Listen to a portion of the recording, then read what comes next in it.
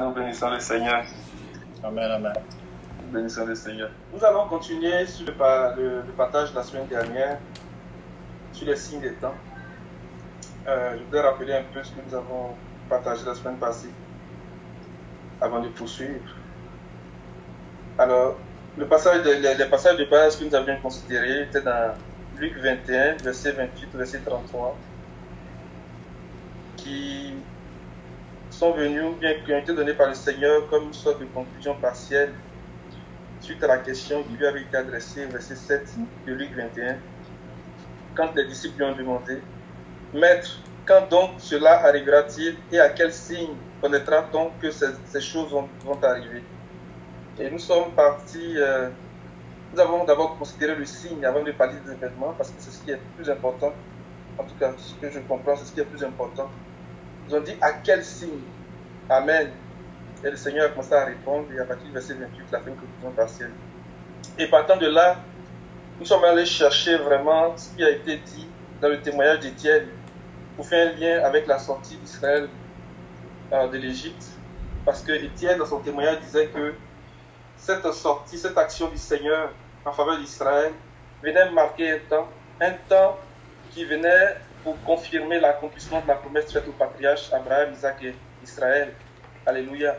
Mais ce temps aussi a été marqué par la naissance de Moïse. Et son nom, Moïse, qui veut dire tirer des eaux, bien sauver des eaux, qui nous ramène, qui nous renvoie vraiment au message que le Seigneur même a confié à Moïse pour Israël, et même qui nous concerne encore aujourd'hui, parlant de son avènement. Ça parle d'un peuple que le Seigneur vient se chercher, que le Seigneur veut se chercher du milieu des nations, un peuple qui appartient en propre. Alléluia.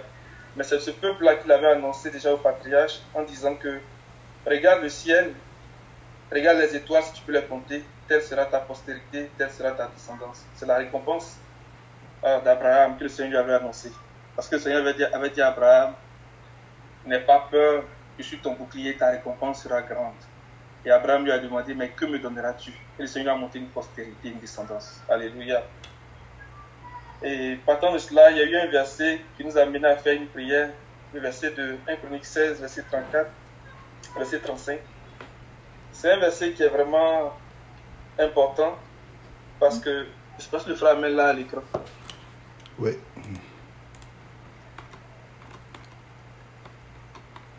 Un Chronique 16, verset 34.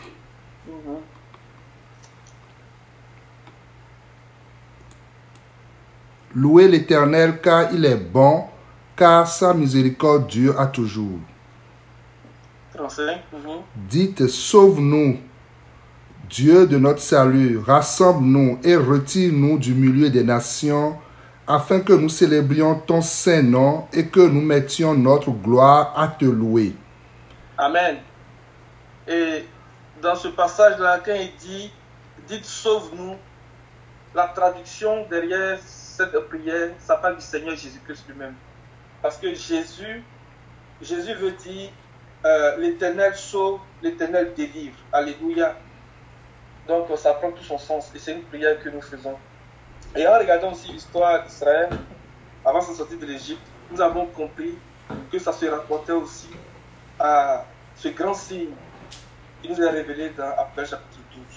Amen. Parce qu'Israël était dans un contexte d'esclavage, un contexte vraiment difficile, où les cris de l'esclavage, où les cris de l'oppression montaient jusqu'à Dieu.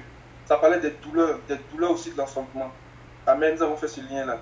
Donc tout ce chemin-là, pour venir établir que le signe qui a été demandé au Seigneur par les disciples est vraiment ce signe-là qui nous est rapporté dans Apocalypse chapitre 12. Amen. Luc 21, verset 7, je reprends les questions des disciples. Il lui demandait: Maître, quand donc cela arrivera-t-il? Et à quel signe connaîtra-t-on que ces choses vont arriver? Donc ils ont demandé un signe. Et c'est ce signe-là qui nous est révélé vraiment dans Apocalypse chapitre 12 qu'on va lire. Apocalypse 12, verset 1.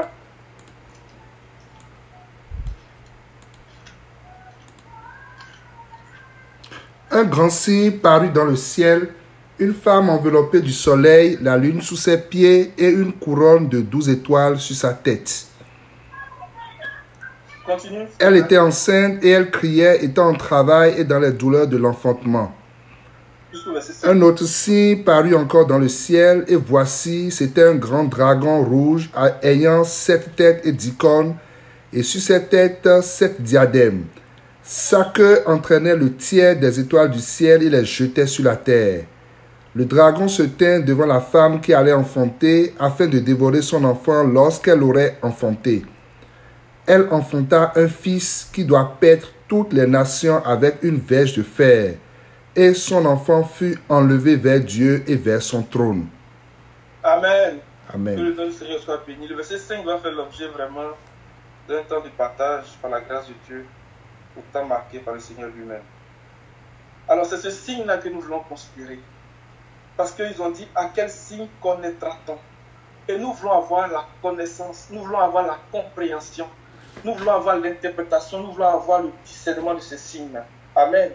Et ce qui va venir nous donner le discernement de ce signe-là, c'est de regarder ce qui est dit au sujet de ce signe-là. Une femme enveloppée du soleil, la lune sous ses pieds et une couronne de 12 étoiles sur sa tête, qui était enceinte. Elle criait étant dans les douleurs de l'enfantement. Parce que ça nous renvoie au luminaire que le Seigneur a mis dans l'étendue du ciel pour marquer les temps, les années, les époques, les jours, pour éclairer la terre, vraiment pour illuminer la terre. Alléluia.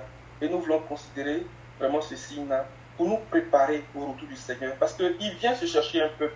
Il vient se chercher une nation du milieu des nations. Alléluia. Et nous voulons faire partie de ce peuple-là. Alors, lorsque le Seigneur continue de répondre aux questions des disciples, en ce qui concerne ces questions qui lui ont été adressées, dans Luc, il dit quelque chose. À partir du verset 27, parlant de ce signe-là, et ce sont ces versets-là qui vont nous guider tranquillement à aller chercher vraiment une interprétation, bien une compréhension, bien une connaissance pour connaître les signes, bien le signe qui va précéder son retour. Au verset 25, dans Luc 21, il dit, « Alors on verra le Fils de l'homme venant sur une nuée avec puissance et une grande gloire. » Amen. Ça c'est Luc qui dit ça, comme on était dans Luc, on a commencé par Luc. Et dans Matthieu 24, il parle encore de ce même signe.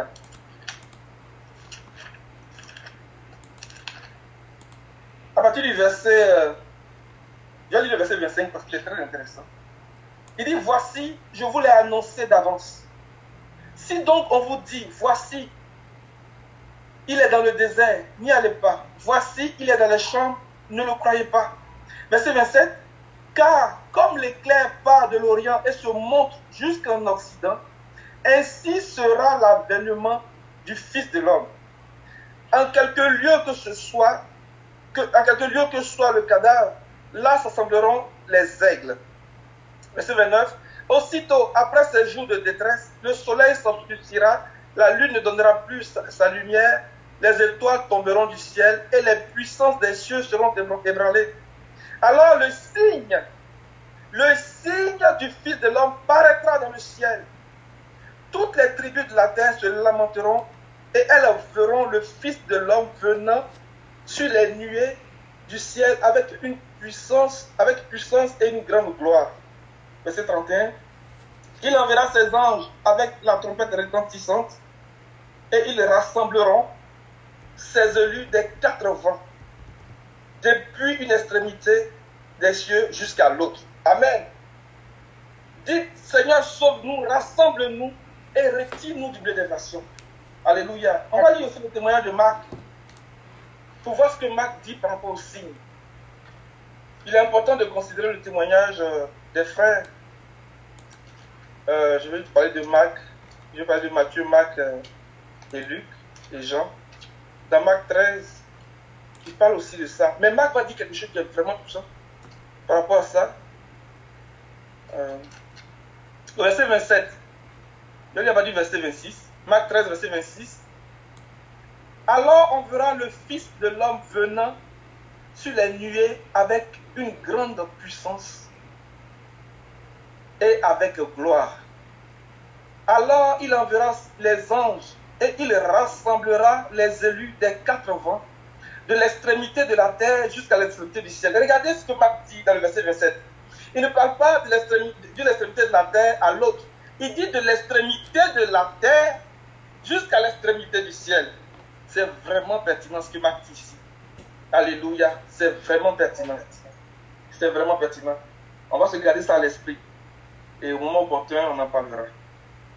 Mais pour essayer de comprendre, avoir la connaissance de ces signes-là, nous allons partir du témoignage de Matthieu, parce qu'il dit encore beaucoup plus de choses que les autres. À partir du verset 27 dans Matthieu 24, il dit « Car comme l'éclair part de l'Orient et se montre jusqu'en Occident, ainsi sera l'avènement du Fils de l'homme. » Et d'ailleurs, tous les autres sujets, c'est de faire attention à ce que la parole prophétique nous dit. De faire vraiment attention à ce que l'esprit de la prophétie nous dit. Parce que l'esprit de la prophétie est le témoignage de Jésus-Christ. Donc, tout ce qui concerne le Seigneur, là, il va nous enseigner ça. Donc, on parle du retour du Seigneur, lui, il va nous parler aussi du retour du Seigneur. Il va nous dire comment ça va se passer. Il va nous enseigner ces choses à travers des signes, à travers des symboliques, à travers des métaphores, à travers des paraboles. Alléluia. Donc, il dit que, car comme l'éclair part de l'Orient et se monte jusqu'en Occident. C'est quoi l'éclair? Jean 37, à partir du verset 1. Pour parler de l'éclair. L'éclair, c'est la parole prophétique. Pour faire court, c'est la voix du Seigneur, c'est le message du Seigneur. Parce que lorsqu'il commence à parler dans Matthieu, au verset 14, Matthieu 24, verset 14, il dit cette bonne nouvelle du royaume sera prêchée dans tout le monde entier pour servir de témoignage, alléluia, à toutes les nations. C'est le témoignage de Jésus-Christ. C'est vraiment le témoignage de Jésus-Christ. L'esprit de la prophétie est le témoignage de Jésus-Christ. Et la parole que nous recevons, c'est la parole des prophètes, c'est la parole prophétique, qui est comme cette lampe, qui est comme cette lumière, qui est comme pour nous un luminaire qui nous éclaire dans un contexte de confusion, dans un contexte de noirceur. Il dit, alors viendra la fin. Mais la fin ici, c'est le Seigneur lui-même. Alors viendra le Seigneur. Parce qu'il est l'alpha et l'oméga. Il est le commencement et la fin. Donc lorsque son témoignage va être répandu dans tout le monde entier, alors il va venir. Parce qu'il est la fin de toutes choses. Alléluia. Il est l'alpha et l'oméga, le commencement et la fin. Amen. Jean 37. À partir du verset 1.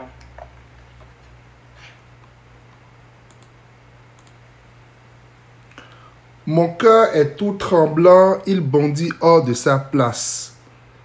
Écoutez, écoutez le frémissement de sa voix, le grondement qui sort de sa bouche. Il le fait rouler dans toute l'étendue des cieux, et son éclair brille jusqu'aux extrémités de la terre. Puis éclate un rugissement. Il tonne de sa voix majestueuse. Il ne retient plus l'éclair dès que sa voix retentit. Alléluia. Il ne retient plus l'éclair dès que sa voix retentit. Donc, ce que Matthieu nous dit ici dans le verset 27, il est en train de parler de la voix du Seigneur, qui est comme la voix d'un lion, qui est comme le bruit que font les grosses oiseaux, mais qui est comme l'éclair. Alléluia. C'est la parole prophétique. Frère Mathieu, continue s'il te plaît. Oui. Verset 5. Dieu tonne avec sa voix d'une manière merveilleuse. Il fait de grandes choses que nous ne comprenons pas. Il dit à la neige, tombe sur la terre. Il le dit à la pluie, même aux plus fortes pluies. Il met un sceau sur la main de tous les hommes afin que tous se reconnaissent comme ses créatures. Amen. Amen. Amen.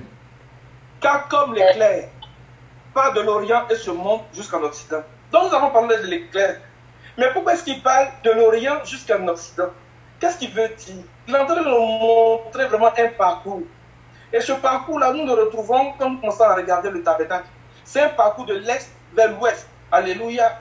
Nous le voyons à travers le tabernacle.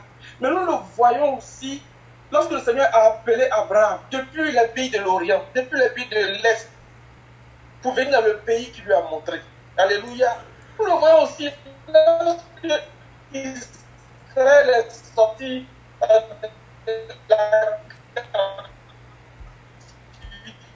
lorsqu'il était en Babylonie, qui devait de l'est à l'ouest. Alléluia. Je prends l'exemple des marches et faire le lien avec un passage qui va venir nous expliquer encore vraiment ce grand signe qui est apparu dans le ciel. Dans Matthieu chapitre 2, on va lire dans deux versions, dans la version française courant et puis dans la version du second par exemple. Matthieu chapitre 2, verset 1 au verset 3.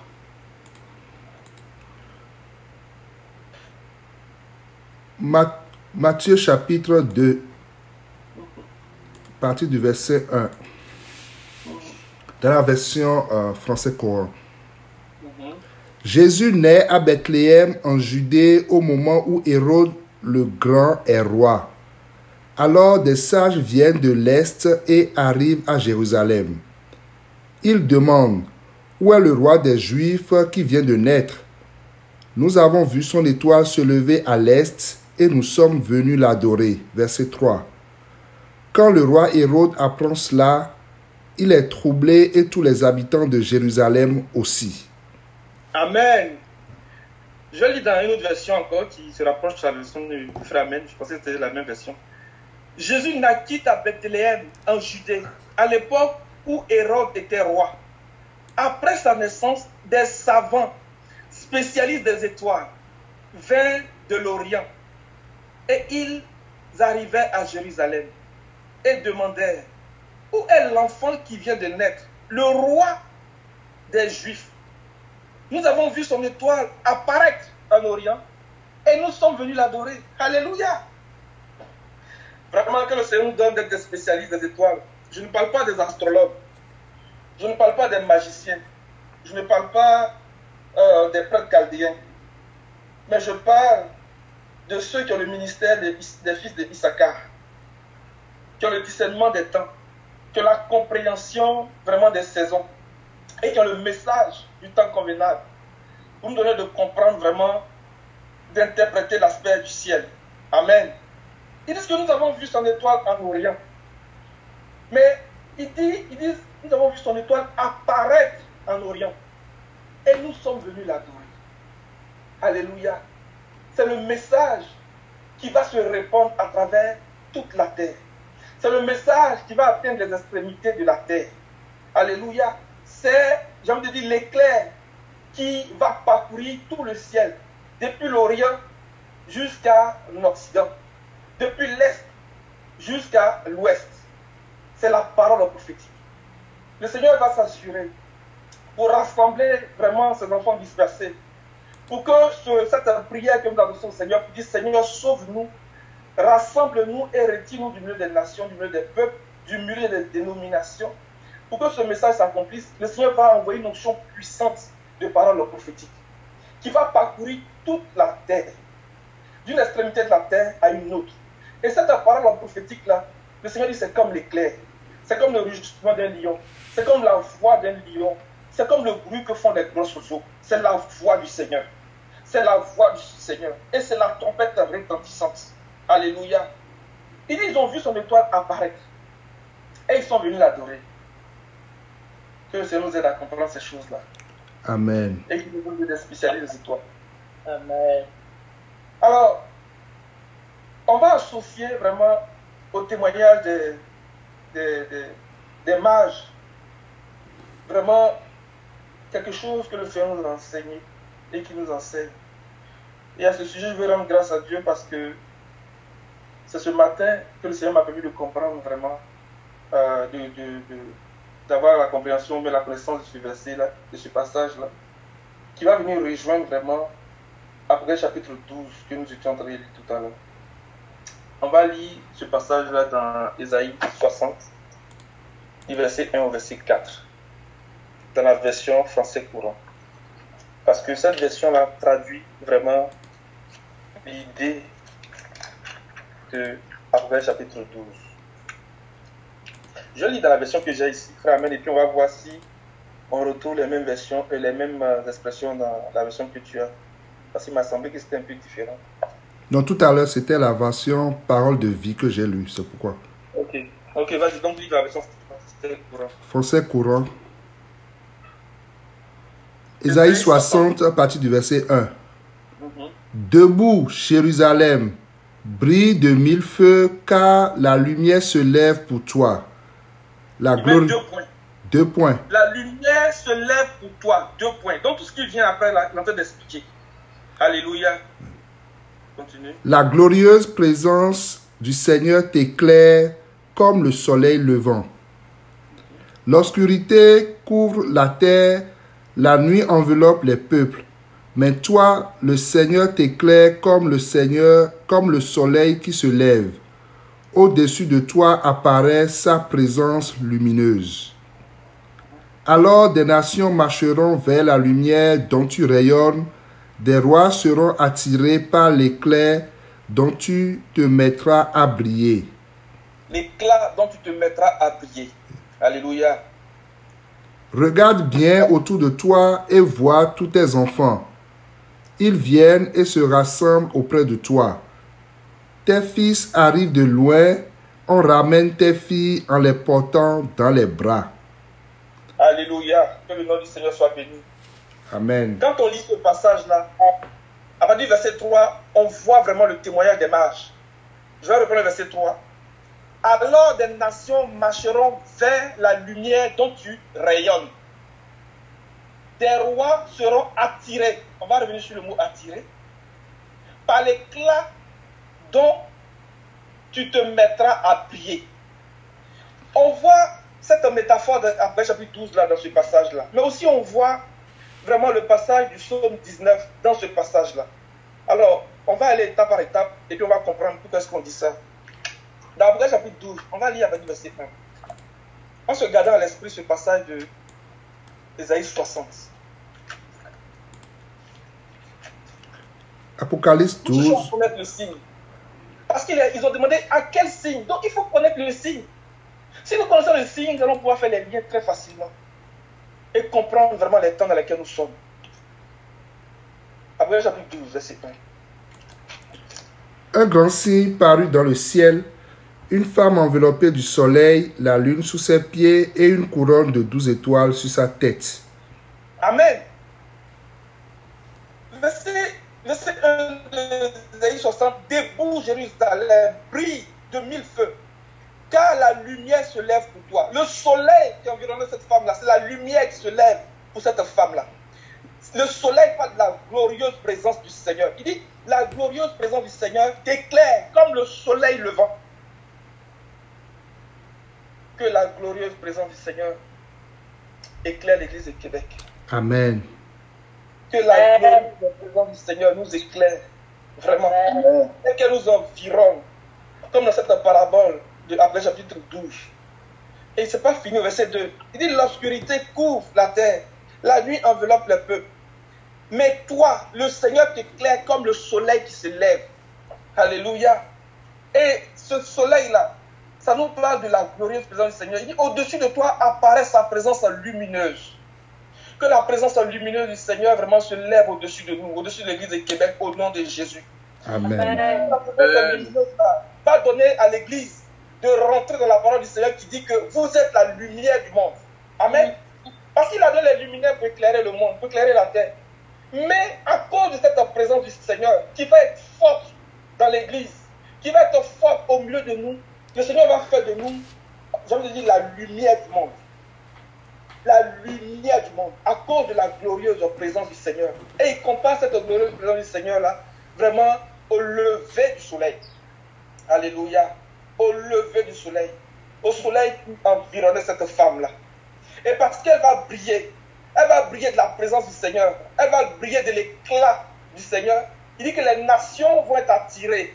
Il dit que les nations vont marcher à sa lumière. Alors des nations marcheront vers la lumière dont tu rayonnes. Des rois seront attirés par l'éclat dont tu te mettras à briller. Oh, nous voulons briller, les amis. Nous voulons briller de la gloire du Seigneur. Nous voulons rayonner de la gloire du Seigneur. Nous voulons rayonner de la glorieuse présence du Seigneur. Parce que ce rayon de soleil-là, ou bien cette lumière-là, va attirer des nations, va attirer des peuples. Mais elle va aussi éclairer les peuples. Parce que, au verset 2, il dit l'obscurité couvre la terre. La nuit enveloppe les peuples. Mais sur toi. Et parce qu'ils vont voir ces choses, parce qu'ils vont voir la lumière de l'église, ils vont voir la gloire de l'église, ils vont être attirés. Ils vont commencer à marcher à sa lumière. Pour que la parole du Seigneur soit oui et amen pour nous. Il dit, vous êtes la lumière du monde. Et nous sommes la lumière du monde au nom de Jésus. Alléluia. Amen. Amen. Alors, on est dans le psaume 19. Pour faire le lien avec le soleil. qui traduit la glorieuse présence du Seigneur. Donc le signe que nous devons comprendre, nous devons connaître, c'est de regarder vraiment, j'ai envie de dire, l'église qui est en train de briller. C'est de regarder l'église qui est en train de rayonner de la gloire du Seigneur.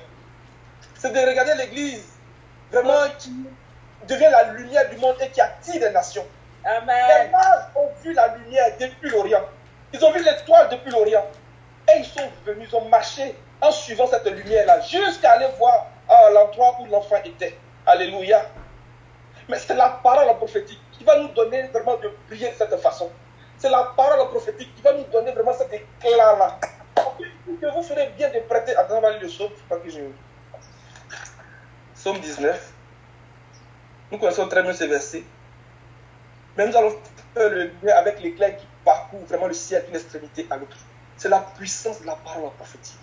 Que le Seigneur déverse vraiment cette onction puissante de parole prophétique au milieu de nous. Et qu'elle aille très loin. Cette parole-là, qu'elle aille très très loin. Jusqu'aux extrémités de la terre. Jusqu'en Orient. Au nom de Jésus. Amen. Vas-y mon frère. À partir du verset, Verset 1. verset 1. Au chef des chants, psaume de David. Les cieux racontent la gloire de Dieu et l'étendue manifeste l'œuvre de ses mains. Le jour en instruisit un autre jour, la nuit en donne connaissance une autre nuit. Ce n'est pas un langage, ce ne sont pas des paroles dont le son ne soit point entendu. Verset 5. Amen. Est-ce que tu as une autre version à côté? Ce verset-là. Verset 4 là. Peut-être 8 secondes. Verset 4. Ce n'est pas un langage, ce ne sont pas des paroles dont le son ne soit point entendu. Regardez, il met 2 points. Ce n'est pas un langage, ce ne sont pas des paroles dont le son ne soit point entendu. Ça dit que ça va se faire entendre. Ça va être tellement fort, les amis. Ça va être tellement fort.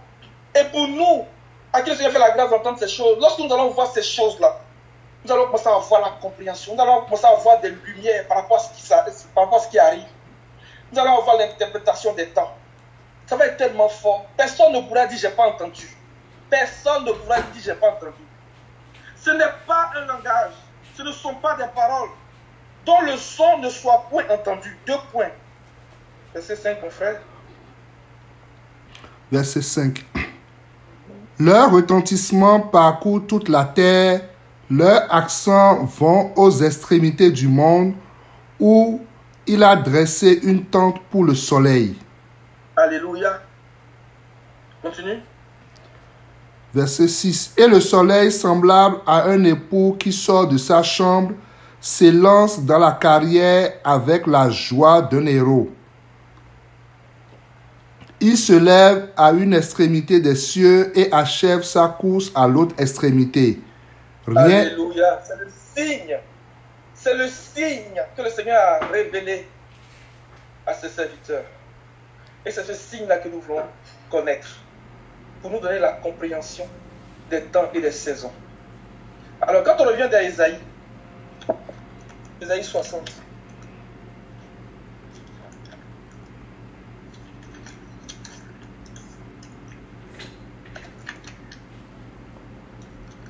Alléluia, merci Seigneur de ta grâce.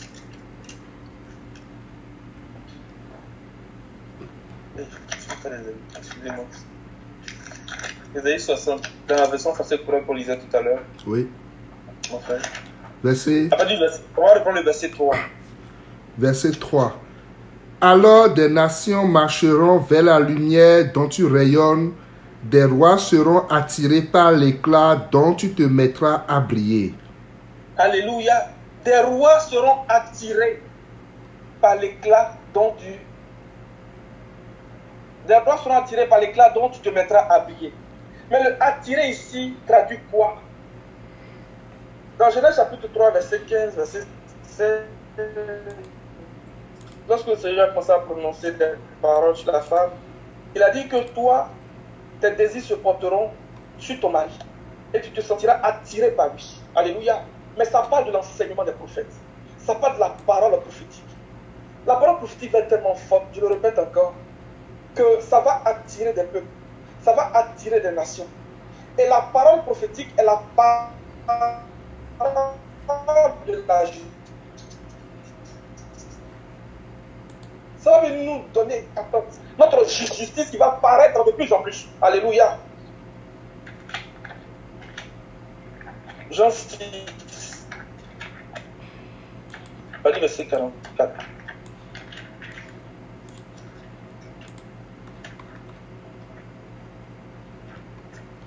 Jean 6, verset 44. Nul ne peut venir à moi si le Père ne m'a envoyé, si le Père qui m'a envoyé ne l'attire, et je le ressusciterai au dernier jour. Alléluia. Continue. Il est écrit dans les prophètes, ils seront tous enseignés de Dieu. Ainsi, quiconque a entendu le Père et a reçu son enseignement vient à moi. Amen. Amen. C'est que nul n'a vu le Père, sinon celui qui vient de Dieu, celui-là a vu le Père. En vérité, je vous le dis, celui qui croit en moi a la vie éternelle. Amen. Amen. Amen. Les nations, les rois seront attirés. La parole prophétique va se répandre de plus en plus. Et c'est ça qui va attirer des peuples. C'est ça qui va attirer des nations à la clarté de la gloire dont rayonne l'Église. L'Église va rayonner. L'Église va rayonner de la glorieuse présence du Seigneur. Alléluia. Amen. Ésaïe 60, verset 4, il regarde bien autour de toi et voit tous tes enfants. Deux points. Ils viennent et se rassemblent auprès de toi. Tes fils arrivent de loin.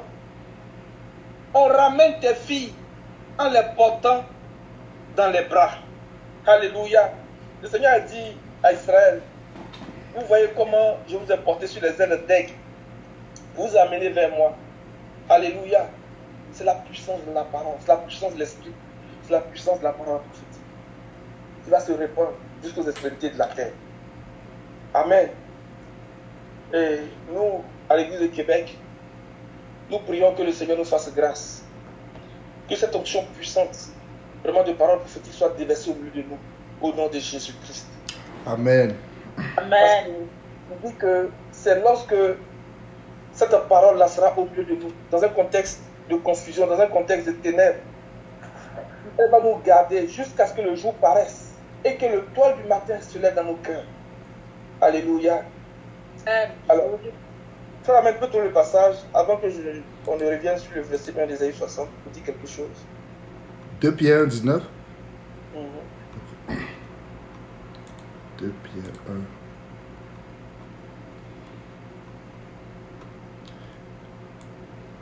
De Pierre 1, verset 19. Et nous tenons pour d'autant plus certaine la parole prophétique à laquelle vous faites bien de prêter attention comme à une lampe qui brille dans un lieu obscur jusqu'à ce que le jour vienne apparaître et que l'étoile du matin se lève dans vos cœurs. Amen. Amen. Oh Seigneur, circoncis nos oreilles, circoncis nos cœurs. Et viens oindre nos yeux que nous voyons ta lumière apparaître comme les mages. Et que nous faisons l'interprétation des temps et des saisons au nom de Jésus-Christ. Amen. Le verset 1 d'Ésaïe 60, il dit debout, Jérusalem, brille de mille feux, car la lumière se lève pour toi. Le Seigneur est la lumière. La glorieuse présence du Seigneur t'éclaire comme le soleil levant. Qu'est-ce qu'il veut dire? Éphésiens 5. Verset 7 au verset 14. C'est le verset 14 que nous voulons chercher.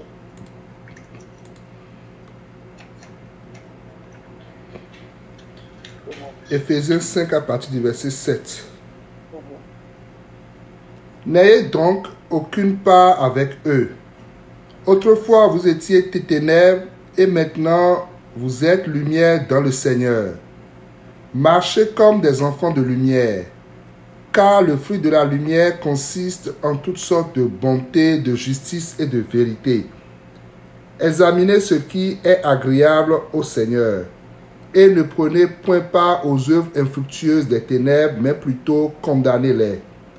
Car il est honteux de dire ce qu'ils font en secret. Mais tout ce qui est condamné est manifesté par la lumière, car tout ce qui est manifesté est lumière. Verset 14.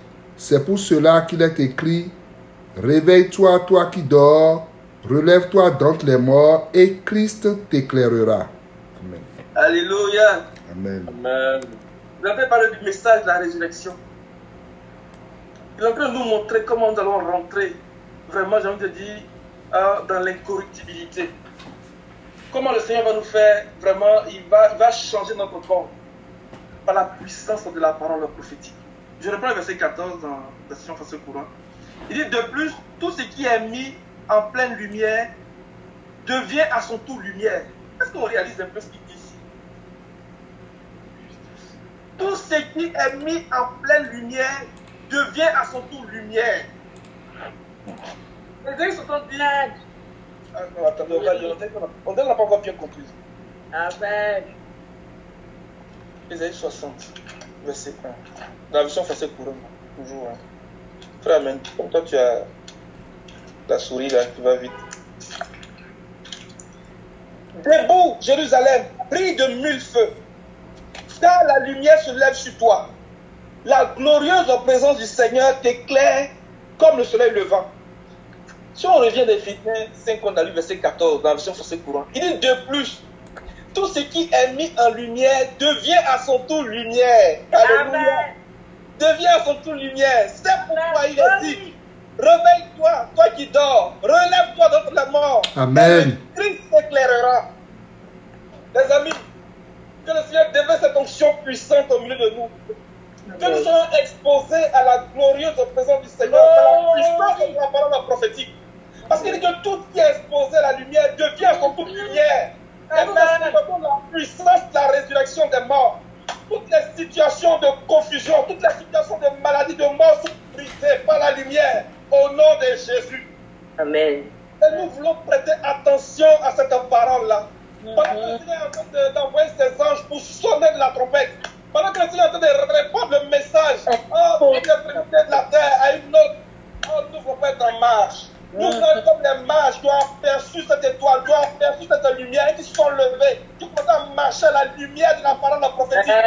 Nous levons ce matin dans le nom de Jésus et nous marchons à la lumière de cette parole prophétique. Nous nous exposons à elle, nous nous frottons à elle, parce que nous devenons aussi lumière au nom de Jésus. Amen. Que le Seigneur nous aide. Amen. Que le Seigneur nous aide vraiment. Amen. Amen. Que le Seigneur nous aide. Dans un contexte de confusion, c'est pour ça que le passage d'Éphésiens 5, avec le verset 7, il commence à parler de la noirceur, de l'obscurité qui couvre la terre, du péché, vraiment de tout ce que nous voyons aujourd'hui. Mais il dit: mais toi, le Seigneur t'éclaire comme le soleil qui se lève. Or, c'est lorsque nous écoutons la parole prophétique, lorsque nous faisons attention à cette parole-là, lorsque nous nous laissons attirer par elle, apazo, alléluia, take up, lorsque nous nous laissons attirer par elle, alléluia, il dit: à un moment donné, nous allons voir le jour se lever et l'étoile du matin, vraiment se lever dans nos cœurs. Qu'il en soit ainsi pour nous au nom de Jésus. Amen. Au nom de Jésus-Christ. Amen. Alléluia. Parce que cette femme, elle est enceinte. Elle est enceinte. Et elle était en travail dans la douleur de l'enfantement. Elle doit donner naissance à un fils qui va paître les nations. Ce fils-là que le Seigneur vient se chercher, qui va venir rassembler et qui va faire sortir du milieu des nations. Il va faire sortir du milieu des dénominations au nom de Jésus. Amen. Que le Seigneur nous aide. Amen. Au nom de Jésus. Nous allons retourner dans Matthieu 24. Pour faire du chemin encore, c'est ce que le Seigneur a dit.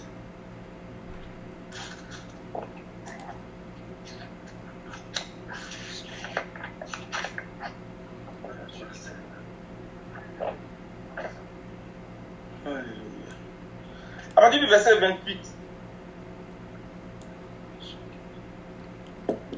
On va reprendre le verset 27 parce qu'il y a l'image qui me vient en tête que je voudrais qu'on regarde aussi à partir du verset 21, considérant le verset 27.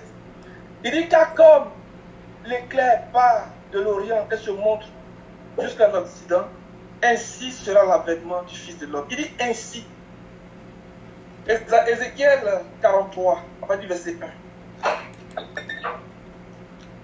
Pour faire le lien avec le chemin depuis l'Orient jusqu'en Occident.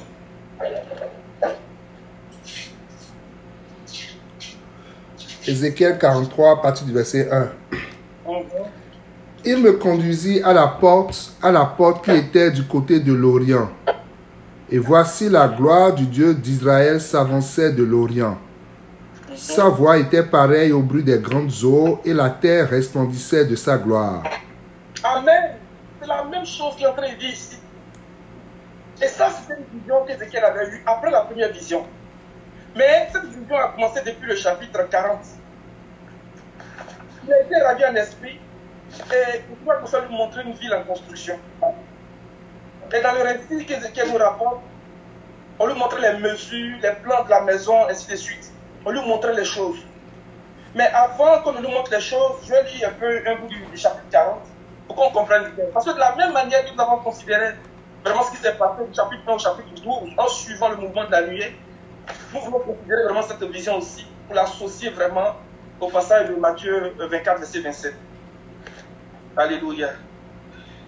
Dit la 25e année de notre captivité, au commencement de l'année, le 10e jour du mois, 14 ans après la ruine de la ville, en ce même jour, la main de l'Éternel fut sur moi et me transporta dans le pays d'Israël.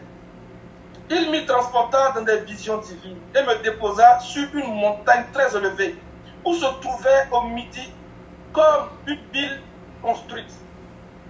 Il me conduisit là, et voici, il y avait un homme dont l'aspect était comme l'aspect de l'airain. Il avait dans la main un cordeau de lin et une canne pour mesurer.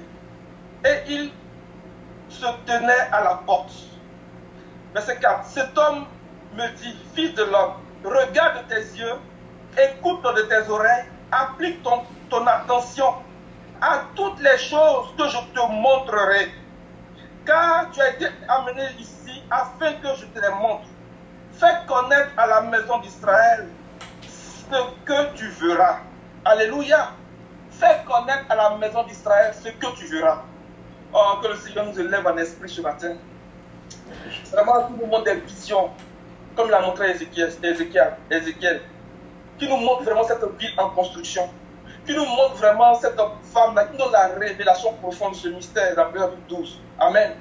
Donc c'est dans cette vision-là qu'il arrive au chapitre 43 et puis il commence à parler encore, vraiment d'un parcours. Je reprends le verset que le passage que le frère amène à lui. Ézéchiel 43. Il me conduisit à la porte qui est du côté de l'Orient, c'est-à-dire à l'est. Et voici la gloire du Dieu d'Israël s'avançait depuis l'Orient. Oh, nous savons comment le Seigneur s'avance. Nous savons.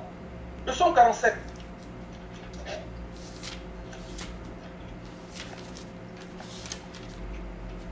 Psaume 47. Nous dit comment le Seigneur s'avance.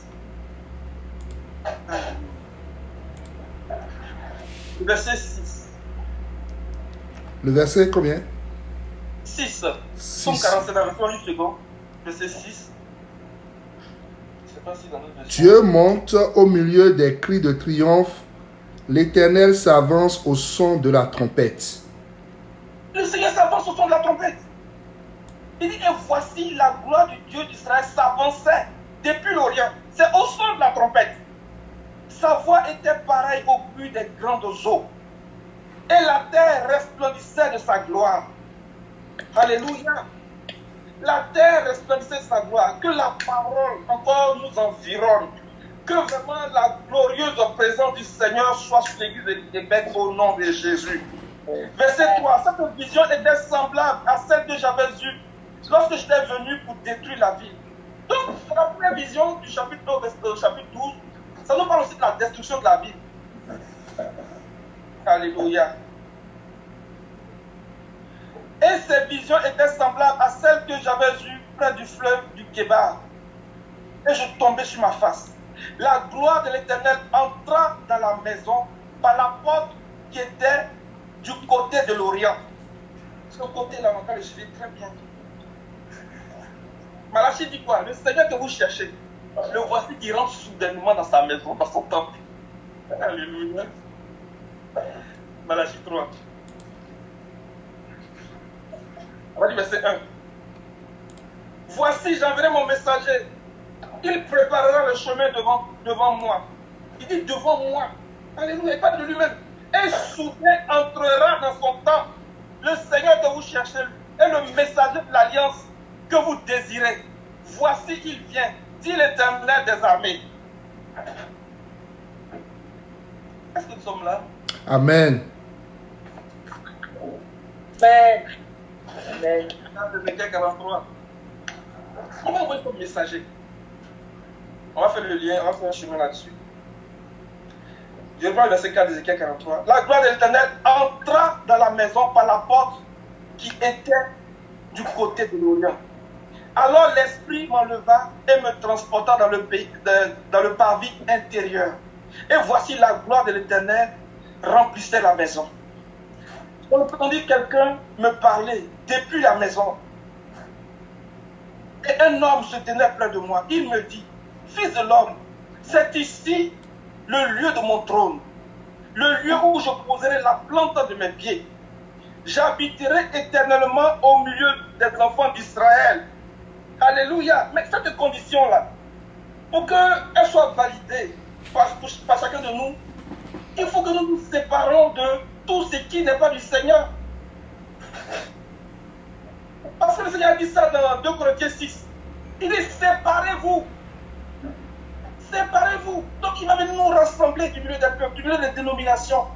Il va venir nous séparer pour nous permettre d'achever notre sanctification. En nous séparant de tout ce qui est sous notre corps et notre esprit. Je reprends le verset 7 de Ézéchiel 43. Il me dit, fils de l'homme, c'est ici le lieu de mon trône, le lieu où je poserai la plante de mes pieds. J'y habiterai éternellement au milieu des enfants d'Israël. La maison d'Israël et ses rois ne souilleront plus mon saint nom par leur prostitution et par les cadavres de leurs rois sur leur haut lieu. Regardez un peu le trône du Seigneur. Les amis, ce sont des choses puissantes que le Seigneur nous réserve. Le Seigneur veut que nous donnions un regard sur ces choses-là. Dans le chapitre 4, lorsque Jean était ravi en esprit, il parle du trône. Il parle du trône. Mais le trône, ce sont des hommes. Ce n'est pas un fauteuil quelque part bien rembourré et puis on met s'asseoir. Non, ce sont des hommes, c'est un corps de personnes, c'est un peuple. Mais c'est un peuple qui a une nature, qui est arrivé à un état là, vraiment c'est tellement glorieux. J'ai parlé comme mon frère. C'est glorieux les amis, je vous dis c'est glorieux. Amen. Après chapitre 14, après chapitre 4, après du verset 1. Après cela, je regardai et voici, une porte était ouverte dans le ciel. La première voix que j'avais entendue comme le son d'une trompette et qui me parlait dit, « Monte ici et je te ferai voir ce qui doit arriver dans la suite. » Aussitôt je fus ravi en esprit et voici, il y avait un trône dans le ciel et sur ce trône quelqu'un était assis. Alléluia, moi ça parlait de son trône. Ici sur ce trône quelqu'un était assis. Continue, mon frère. Celui qui était assis avait l'aspect d'une pierre de jaspe et de sardoine et le trône était environné d'un arc-en-ciel semblable à de l'émeraude. Autour du trône, je vis 24 trônes et sur ces trônes, 24 vieillards assis, revêtus de vêtements blancs et sur leur tête des couronnes d'or. Alléluia. Voici ce que Jean nous dit par rapport au trône. Mais le trône nous parle vraiment d'une position d'autorité, d'une position de domination, d'une position de puissance, d'une position d'élévation. Alléluia. Lorsque Pharaon a établi Joseph comme père du Pharaon en Égypte, il a dit quoi? Le trône seul va m'élever au-dessus de toi. Mais avant de faire ça, il a posé un certain nombre d'actes, un certain nombre de choses. Il a habillé Joseph de fin lin. Alléluia. Il lui a mis l'anneau au doigt. Alléluia. Il a dit que personne ne lèvera le doigt en Égypte, sinon sur ta parole. Et il a dit que je suis le Pharaon. Mais le trône seul va m'élever au-dessus de toi. Mais ce qui fait, nous, quand on prend ça, et qu'on se projette dans les Écritures, ce qui nous établit vraiment dans cette position, C'est vraiment la résurrection. C'est vraiment par la résurrection que le Seigneur va nous établir dans cette position d'autorité, dans cette position de domination. C'est la porte pour rentrer dedans. Amen. Amen. On va continuer un peu le passage d'Ézéchiel là. Ézéchiel 43 là. Et puis, on va faire le lien là-dessus. On va faire le chemin là-dessus. Vraiment, lis à partir du verset 10. Verset 10. Toi, fils de l'homme, montre ce temple à la maison d'Israël, qu'il en mesure le plan et qu'ils rougissent de leur iniquité.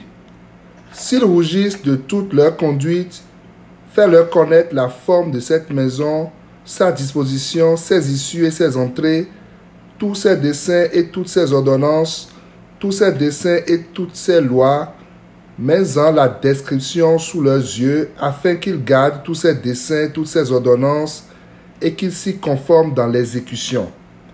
Telle est la loi de la maison. Sur le sommet de la montagne, tout l'espace qu'elle doit occuper est très saint. Voici donc la loi de la maison. Alléluia. Voici la loi de la maison. Si nous nous séparons de tout ce qui souille notre corps et notre esprit, le Seigneur va nous montrer vraiment les plans de la maison. Il va nous montrer ses issues. Il va nous montrer ses dispositions. Mais la condition, c'est de nous soumettre à la loi de la maison. La loi qui gouverne la maison, c'est la loi de l'esprit. Séparons-nous du péché. Séparons-nous des souillures de ce monde. Paul dit que ce que ces hommes font dans le secret, il est même honteux d'en parler. Séparons-nous de ces choses-là et exposons-nous à la lumière.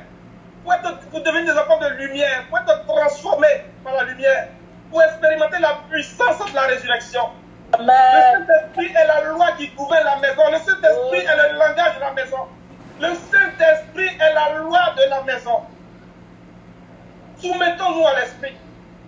Soumettons-nous à l'Esprit. Que le Seigneur nous aide vraiment à nous soumettre à la loi de l'Esprit de vie en Jésus-Christ. Amen. Nous affranchir de la loi du péché et de la mort. Amen. Lorsque nous nous soumettons à la loi de l'Esprit, il va nous faire connaître les plans de la maison. Il va nous montrer cette ville-là. Ézéchiel a eu la vision. Mais c'est comme si l'architecture est restée dans son esprit. Non! Parce qu'à la fin de la révélation, le Seigneur va dire le nom de la ville est Dieu est ici. Amen. Si nous voulons que le Seigneur soit au milieu de nous, si nous voulons que la présence du Seigneur se manifeste au milieu de nous, soumettons-nous à la loi qui gouverne la maison. C'est le Saint-Esprit qui gouverne la maison. Les amis, il a dit c'est ici mon trône. Il dit je vais habiter au milieu des enfants d'Israël. Mais la condition, c'est de se séparer. C'est de se séparer. Et lorsque nous entendons le message prophétique, il faut que nous nous soumettons. Il faut que nous nous laissions vraiment transformer. Il faut que nous obéissions vraiment à cette parole-là. Que le travail de la séparation se fasse. Parce que le Seigneur dit, je vais habiter au milieu d'eux. Je vais habiter au milieu d'eux. Ils seront mon peuple et ils seront mon peuple, je serai leur Dieu. Alléluia. Ils vont voir mon visage. Ils vont me voir tel que je suis. Amen. C'est un corps de personnes, ce trône-là. C'est un peuple. C'est une nation. Dans Jérémie, il dit que Jérusalem est son trône. Et lorsque Amalek a attaqué Israël, il a dit que parce que Amalek s'est attaqué au trône de l'Éternel. Ça parle d'un peuple. Mais un peuple qui est mis à part. Un peuple qui va sortir du milieu des nations, du milieu des dénominations. C'est le fils mâle. Et le Seigneur parle de ce fils mâle. Il dit qu'il est semblable à une mer de cristal. La mer, elle parle de la multitude, des myriades de personnes qui ont la nature de la divinité, qui sont semblables au Fils. Alléluia. Parce que le trône, pour s'asseoir sur le trône, il faut être pareil au Fils. Il faut être semblable à Dieu. Donc la parole que le Seigneur a dite, faisons l'homme à notre image et à notre ressemblance. Nous rentrons pleinement dans cette parole-là. Amen. Amen. Je vais rapidement aborder un peu l'aspect du trône et puis je vais m'arrêter comme il est presque 13 heures. Dans tous les cas, nous avons le temps de revenir sur ces choses-là. Dans Genèse 41, à partir du verset 37.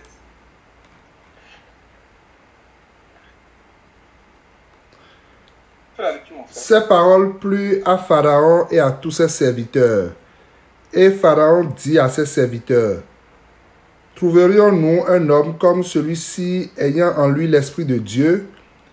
Et Pharaon dit à Joseph, puisque Dieu t'a fait connaître toutes ces choses, il n'y a personne qui soit aussi intelligent et aussi sage que toi. Je t'établis sur ma maison et tout mon peuple obéira à tes ordres. Le trône seul m'élèvera au-dessus de toi. Le trône seul m'élèvera au-dessus de toi. Mais le trône parle d'une nature. Le trône nous parle d'un état. Alléluia. Continue, s'il te plaît. Pharaon dit à Joseph, vois, je te donne le commandement de tout le pays d'Égypte. Pharaon ôta son anneau de la main et le mit à la main de Joseph. Il le revêtit d'habits de fin lin et lui mit un collier d'or au cou. Il le fit monter sur le char qui suivait le sien et l'on criait devant lui, à genoux. C'est ainsi que Pharaon lui donna le commandement de tout le pays d'Égypte. Il dit encore à Joseph, je suis Pharaon, et sans toi personne ne lèvera la main ni le pied dans tout le pays d'Égypte. Pharaon appela Joseph du nom de Saphnapanéak. Merci. Et il lui donna pour femme Asnath, fille de Potiphera, prêtre d'On. Et Joseph partit pour visiter le pays d'Égypte. Amen. Il y a vraiment beaucoup de choses à dire là-dessus.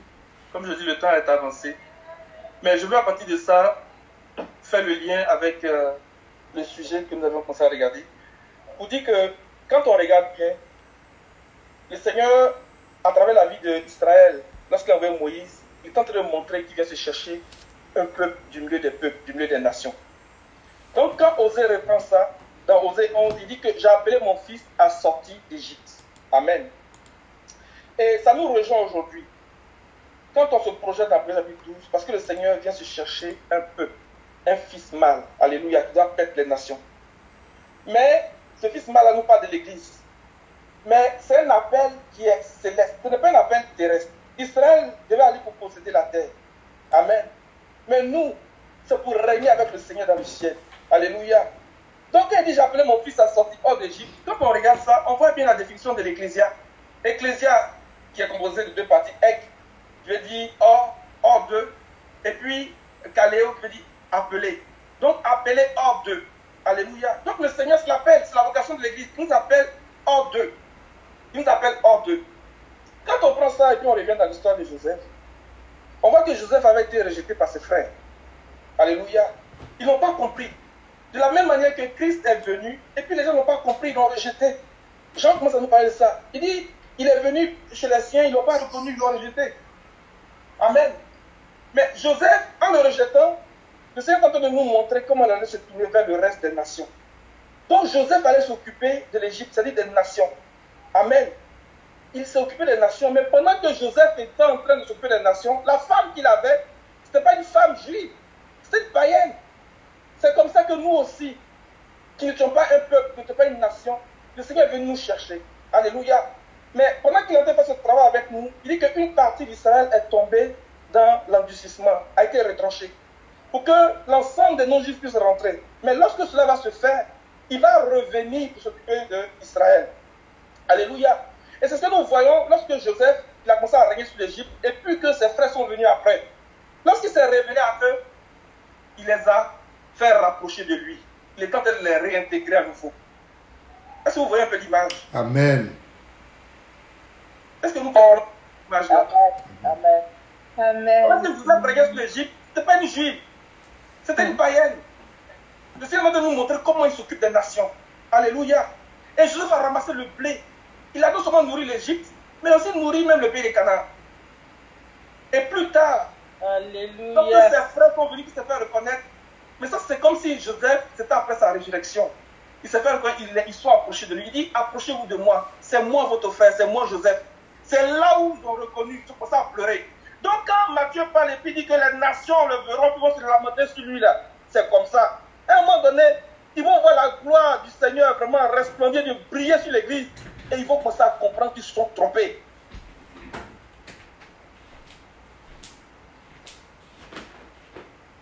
Amen. Amen. Amen. Amen. Je vais terminer avec le passage de Ézéchiel 44. Regardez ce qui s'est passé. Avant du verset 1, il dit qu'il me ramena vers la porte extérieure du sanctuaire du côté de l'Orient. La même porte par laquelle il était passé là. Mais elle était fermée. Elle était fermée. Lorsque Paul est revenu, après avoir parcouru le monde, prêché, tout, il est revenu. Ils l'ont pris, ils l'ont passé à le lapider. Mais la Bible dit quoi? Lorsque le commandant des gardes l'a pris et puis l'a fait dans le temple, la porte du temple a été fermée. Ça marquait comment, vraiment, j'ai envie de dire, l'évangile a été fermé pour Israël à ce moment-là. Mais ce n'est pas seulement à ce moment-là. C'était depuis la mort d'Étienne. La mort d'Étienne, le témoignage d'Étienne était comme le dernier appel pour Israël à ce moment-là. Mais ils l'ont lapidé et ils l'ont tué. Et c'est partant de là que l'évangile a commencé à atteindre la Judée et la Samarie et aller même jusqu'aux extrémités de la terre. C'est comme ça que le Seigneur a ouvert la porte pour nous. Et cette porte a été fermée pour Israël à ce moment-là. Alléluia. Ils n'ont pas reconnu la gloire du Seigneur, ils n'ont pas reconnu vraiment la main du Seigneur. La porte a été fermée. Mais le Seigneur a ouvert cette porte à un moment donné pour eux. Parce que le libérateur, et quand on dit le libérateur, nous savons que c'est un corps de libérateur. Ézéchiel 44, je reprends encore le verset 1. Il me ramena vers la porte extérieure du sanctuaire, du côté de l'Orient, mais elle était fermée. Et l'Éternel me dit, cette porte sera fermée, elle ne s'ouvrira point, et personne n'y passera, car l'Éternel, le Dieu d'Israël, est entré par là. Elle restera fermée. Alléluia. Pour ce qui concerne le prince pourra s'y asseoir pour manger le pain devant l'Éternel, et il entrera par le chemin du vestibule de la porte, et il en sortira par le même chemin. Et la parole prophétique que ça nous donne nous permet d'avoir accès vraiment à la présence du Seigneur. C'est pour ça que lorsque Jean est ravi, il dit qu'une porte fut ouverte dans le ciel. La première voix que j'avais entendue me dit, monte ici. Donc lorsque nous exposons à la parole prophétique, lorsque nous faisons attention à cette parole-là, le Seigneur est en train d'ouvrir cette porte-là pour nous, pour que nous venions nous asseoir comme des princes et manger à sa présence. Alléluia. Pour que nous puissions voir vraiment le trône de Dieu. Cette mer de cristal, les 24 vieillards. Oh, vraiment, j'ai vu ce chandelier. Alléluia. Voir vraiment les êtres vivants. Dit Saint, Saint est l'Éternel. J'ai raccourci la dernière partie. Mais le Seigneur est fidèle. Amen. Je vais m'arrêter là. Vraiment, s'il y a une chose que vraiment je souhaite que nous retenions, c'est que le Seigneur nous donne vraiment d'avoir, j'ai envie de dire, l'attitude des mages. Il dit, nous avons vu son étoile apparaître et nous sommes venus pour l'adorer. Alléluia. Que la présence du Seigneur vraiment nous illumine et que cette présence-là attire des peuples, attire des nations. Et que le message du royaume se répande. Il y a un travail qui est en train d'être fait, les amis n'avaient pas été. Vraiment. Et quand tu vois ça, tu dis, Seigneur, marche dans mon ventre. Je m'incline, marche dans mon ventre. Que le Seigneur nous bénisse. Amen. Amen. Amen.